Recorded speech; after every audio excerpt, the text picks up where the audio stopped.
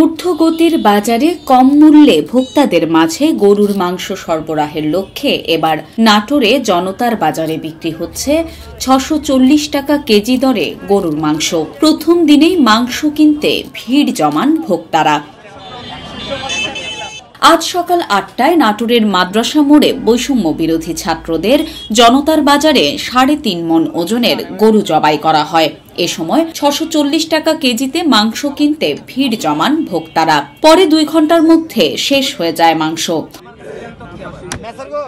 জনতার বাজার থেকে সর্বনিম্ন ২৫০ গ্রাম থেকে সর্বোচ্চ ৩ কেজি করে মাংস নিতে পারছেন ভোক্তারা। তাছাড়া বাজারে ৬৮০ থেকে ৭০০ টাকা কেজি হলেও বাজার মূল্যের চেয়ে ৪০ থেকে ৬০ টাকা কম পেয়ে খুশি ক্রেতারা। কোয়ালিটি আসলে এখানে মেনটেন করতেছি যেন মানুষ সুস্থ স্বাভাবিক গরু খেয়ে তাদের আমিষের চাহিদা মেটাতে পারে এবং গরিব দুঃখী যারা মানুষ আছে তারা যেন ২৫০ গ্রাম মাংস নিতে পারে।